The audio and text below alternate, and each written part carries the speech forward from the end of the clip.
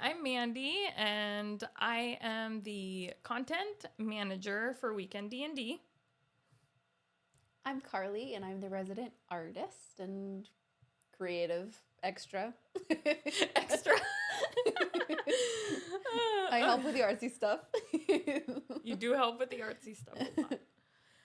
Okay, so the boys did their D&D table talk, so we're going to start ours. We got some hot takes and stories and little things to talk about from Reddit. So our first one is D&D descended from a war game-like structure, dungeon crawl, and the like. More tables now incorporate heavy role-playing components in the game, including theater of the mind playstyle, which brings up two major questions. Is D&D a strategic tactical game still? And if it is, then why is there so much hate on metagaming? If it isn't, should steps be taken to remove options to metagame, i.e. cross-classing, and restrict classes and species selections? So that's a lot. You got anything? Yeah, in my opinion, D&D is whatever kind of game that you and the people that you're playing with decide that it is.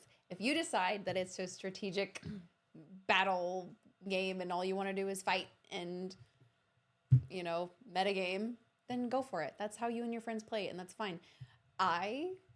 We all prefer in this group to do more of the storytelling and the role play. And so that's how we want to play it. Then that's how we play it, and that's how we have fun. But to me, the thing that makes D&D so fun is how much you can personalize every game that you play. You can play it however you want. Mm-hmm. It's just as fun to play our story-driven campaigns as it is to play the, what do you call them? The Purple Worm. Oh, Purple Worm Kill. Yeah. We call it Last Initiative. Last Initiative, yeah. We call it Last Initiative in our group. Yeah, that's what I think. Yeah, I agree. And our core group of Weekend D&D, we are all very story-driven people, like you said, mm-hmm. and we want to tell a story. If we didn't, then it kind of would be a boring podcast for other people because we'd just be, playing a video game on a table and just trying to kill everything, which is fun and exciting. You feel like you're accomplishing something, but you accomplish things through the storytelling too, and I feel like it's a lot more rewarding. We do have a broader group of people we play D&D with recreationally, mm-hmm. and we have some that prefer the metagaming and just trying to get the most power and most damage they can to an enemy, and that's their goal. It's not really building the character, but I would say I don't even know how many years we've been doing this and adding people and getting people more interested. Those people have mm-hmm. kind of slowly gravitated toward building characters and sticking to their characters and what their characters would do, which has been a really fun thing to see. So yeah, like you said, it's whatever you want to do, but you definitely want to know your group first. Yeah. And see if you all mesh well together. We're used to that, so we have some people that when we play just for fun, they're yeah, that's what I want to do right now. Just mm-hmm. Purple Worm Kill. Yeah. Last Initiative. That's the goal, obviously. But when we're doing a long-term campaign, even if it's not Weekend D&D and it's just fun for everybody, we're still okay, we're building something here. So and our GMs are generally real, Kevin is really great at pulling that out of people, pulling mm-hmm. their characters out. How would your character react to this? Or something like that. Yeah, because some people just don't know how to play like that. Yeah. They're used to playing video games. Mm-hmm. And I grew up playing pretend with my friends. So mm-hmm. it was natural to me to start playing D&D as story-driven, character-driven, because that's just the way my imagination works. But I mean, if that's not something that you're familiar with or comfortable with, then it can take time. Yeah. To get in that mindset and know how to get into a character, someone mm-hmm. else's mind. Yeah. Yeah. So, all right. Well, you got another one for us, right? I do. Okay. So this person says, oh my gosh, let me say that again. Railroading is honestly pretty nifty. I love to be railroaded into the things my DM explicitly prepared. Nothing against player agency, but more often than not, I enjoy being told what to do and see how my player character will do that. That is something as a DM that I have had to learn how to do. Because, so when it comes to being used to playing video games and like the way that affects the way that you play D&D or the way that you DM, I have been used to playing a lot of open world games. And so when I DM'd one game in particular relatively recently, it was very open world and it was very free, and it was like an isekai, and so they didn't know who their characters had become in the fantasy world. Yeah. And they were having to just explore in order to figure out who they were, what their class was, what their stats were.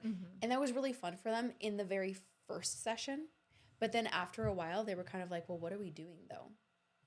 And so I had to figure out, okay, no, I need to actually tell them where to go. Yeah. I can't, like, I put little breadcrumbs of what I wanted them to do. Yeah, and sometimes, like, they don't catch on to the little breadcrumbs, so you have to give bigger, more obvious breadcrumbs at first until you're like, yeah, that's kind of the way that I want you to go, so it tells the story I'm planning. Yeah. People like to be babied. Yeah. Like, whether we like it or not, you know, even if you're making puzzles, you make easy puzzles because it's not physically in front of you. It's in your imagination. And so you're doing like double duty in your mind of trying to picture what it actually looks like and then solve it at the same time. Yeah. So you do kind of have to baby people in multiple ways when you're DMing. Yeah, for sure. Yeah. Yeah, I agree with that. I think because we like story driven, we want the DM to like tell us, okay, where do we go next? Because we want to tell the story and we want it to be fun and enjoyable. We have some people that just like chaos. They're just agents of chaos, and we love them. Yeah. But it's also frustrating sometimes because you're like, okay, well, this is, where the big bad sorcerer is, and they're like, oh, let's go look at this weird looking shack over here and see if we can pickpocket the people there. And we're just like, no. Or they want to go shopping. Oh. It's like they're supposed to be going to save some helpless person who's been kidnapped by orcs. And they're like, you know what, let's stop at the grocery store on the way. I know. Yeah, and I think I never got that because growing up, I was never a big video game person. I mean, the first time I ever played, like, completed, like a fantasy story video game was when Kevin and I first got married, and I had lost my job, like, right after we got married. And so while I was trying to find a job and putting out resumes and stuff, I finished Fable. The first Fable, and that's like the first time I've ever completed a story type game. Yeah. But besides, I'm like, okay, I'm done now. I never have to do that again. Yeah, I like the idea of knowing where I'm going. Like I'm good at building on creativity. I don't feel like I'm a naturally like creative birthing person, if that makes sense. Like, I get excited about an idea and then I ask for help to like flesh out that and then expound on that. So I'm like, okay, well, what's next? Yeah. What's happening next? And sometimes I just don't pay attention, honestly, or I forget things. Just, mom brain of 5. Maybe I can use that excuse. But I honestly, it was so funny, like, sidebar, Lincoln was listening to one of our most recent episodes, and he pointed out something that I didn't even get the revelation of until he pointed it out, and I was like, oh my gosh, I'm so oblivious sometimes. Like, I even wrote notes about it, but I still didn't, like, it didn't click in my head that, what's his name? The blind guy. Oh, yeah. That he disappeared into the ball or egg or stone or whatever that he gave us. That we're carrying around. Yeah. I didn't. That was the whole point. No. We had a whole conversation with him where he was like, I'm going to go into this stone. I forgot about it too. I don't remember. And then I re-listened to the episode and I was like, oh yeah. Yeah. I obviously did not pay attention to that part where he said he was so going much time into that passes between recordings. I need to get better. I like made my fancy, journal, and I'm like, I'm gonna write on this and do better at that, because I want to be better at it. But yeah, so yes, we both want to know. We want to know where we're supposed to go. Yeah. Okay, so another one that the guys gave us says, let me see. Potentially controversial, but if your players are consistently on their phone or not paying attention, it might be because you're not doing enough as a DM to engage them. Certainly not always the case, but I've been at the table where a DM will get frustrated that there's table talk or people looking on their phones, and those players haven't been able to interact in combat or role-playing in 20 plus minutes because combat has gotten bogged down, or the DM is honed in on one NPC story. I've noticed that to sit and wait for 2 hours for a story to shift back to my character after another one split off from the party to do their own thing.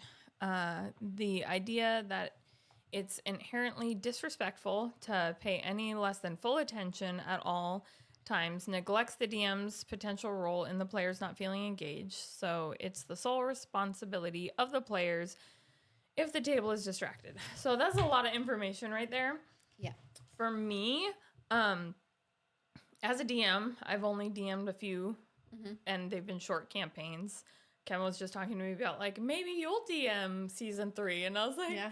I don't know. That's really daunting. It is. I mean, it's exciting. And I like the idea of having more detail in the story. Because when I get ideas like this one for the girls that were doing this, fun little one shot in the in-between, it could be a bigger thing. But I had to really focus on honing it down to, like, a one shot. But so I remember when I did a mini campaign for you girls, and some of the girls were on their phone, and it was frustrating. Yeah. But also, like, you can't expect everyone to be as serious as you. In the Weekend D&D podcast, obviously, we choose people who are like, okay, we're invested. Yeah. We're going to focus on the story because our goal is to entertain other people, not just ourselves. Yeah. And then when it's casual, it's casual. Yeah. And it's like a balance of, yes, they should be respectful because someone took their time to plan and coordinate this, but also the DM should be engaging the characters as much as they can, and, like, being flexible and kind of winging it if they have to, if things take too long, and be aware of the room and of where people are at. So I think it's a balance of all those things. I think it definitely... This ties into the last hot take of, like, players wanting to be, like, hemmed in, like, forced to go the direction that the DM wants them to go. Herded in a certain way. It is really, it's fun for players to be able to, like, kind of go off and do little side quests, but at the same time, yes, that does create an opportunity for other people to kind of get left sitting there waiting for them to finish, and then they're not doing anything. Yeah. I know there are times, like, if we're doing combat can be so boring. So sometimes you sit on your phone a little bit, and it kind of is just something that happens. And I don't think the DM should always take it personally, but definitely you should try to, like, baby your characters and your players and not let them go off too much so that other people get left behind. Yeah, for sure. And we have had, again, in, like, our recreational play, people do that. And like Kevin, Luke, different people, Aaron, like, have been pretty good at, like, being like, no, we're not doing that. This is what's happening right now. Like, and if people do say, like, I want to go shopping. either like, okay, you do this little thing, but if it's taking forever and you want to keep shopping, it's like, oh no, everyone's kicking you out of the store, or they didn't like how you looked, or they're offended with your race, or like something. They're racist. Yeah, they're racist. There's a lot of that with like Githyanki's and what is it, tieflings. Oh yeah, the horns. So, but like they find ways to be like no without saying no. They're closed. Yeah. Everyone's closed. The moment you walk up, the sign gets turned around. Closed. Yeah. To kind of get the hint of like that this isn't going anywhere and it's not fair to everybody else, you know. And I think as you grow with the DM and like in the group of players, you kind of learn that, like what the goal is and where they're going and stuff for that. So I definitely think you should not be waiting 20 plus, definitely not 2 hours to have something happen. Like when we do the big group, like there was one time when we had like 12 players. Yeah, that was so fun, but we definitely had so much. But the whole like 2-3 hours was just combat. Yeah, and that was excruciating. Yeah, it was so hard. So you can't fault anybody for being on their phone. Yeah. But then like, oh, it's my turn. Okay, I know what to do. That's the other thing that we talk about a lot too is like, you should be ready on your, be ready. So, yeah. Yeah. I will say, as both a player and a DM, I prefer table talk over people being on their phones. Because part of the point of playing D&D is to spend time with your friends. Yeah, it's social. To have fun with people. Yeah. So, to me, if people are talking at the table, that doesn't bother me half as much because it means they're having a good time. Yeah. Like, they're hanging out. That's the whole point. But if someone's saying they're on their phone, it feels like they don't want to be there. Yeah. like at all. Yeah. They're not even having fun with their friends. They're just like, this is boring. You're doing a bad job. That's how I take it. Yes. That's how I take it.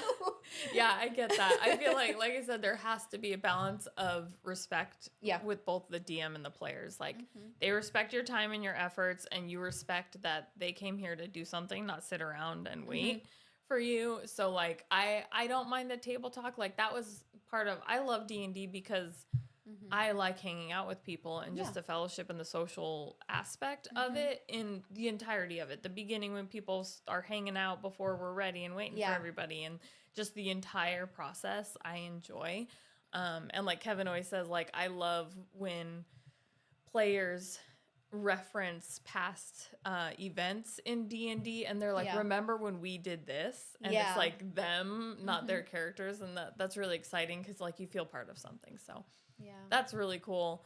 But and table talk, I like it, but as long as it's respectful and it's not distracting from everything else, you know, especially if your goal is like this specifically, podcast specifically. So yeah, I think that's an adjustment sometimes. And like, it took a little while, I think, for us to be like, oh yeah, we got to learn not to talk over each other and like give people their space.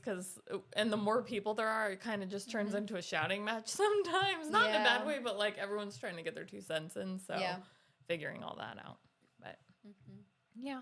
So you got another one? I do. Let me get back to it. Okay. So, this person says, not every combat encounter needs to be realistically winnable. Having the party bite off more than they can chew and being forced to flee is a cool plot device and helps show the scale of the world. I like that hot take. I agree with it. Both as a player and as a DM. I think, like, to tie it back into the whole metagaming thing, there's a lot of people who play and they just go all in combat and they're like, I need to kill this thing. I'm killing this thing. Like, period, point blank. But I do think that's an interesting way to redirect people. Yeah. Like, put an unwinnable boss there. Make it really clear that they will die if they go into that and they can't be resurrected. Yeah. You like, can't just start over. This isn't the end of it. This is just some sub, area. Yeah. Go somewhere else. And you can also use it to create an opportunity to show the weakness of the character so that you can also show them grow and learn and get stronger. Yeah. To like create a character arc. Yeah, I feel like different DMs have done that before in different aspects where we see like a BBG or whatever they call it, like in the beginning. Yeah. And like they get away or something happens and like we have to run away or whatever. And then we come back later on in the campaign with the same person. I think a similar thing happened with Luke's one that we didn't finish completely, that we wanted to finish, where we kept on like running into some kind of prince or some kind of bad guy, several times. I think you mean the one the Tales Across the Bar. Yeah, like we that. did finish it, but we want a sequel.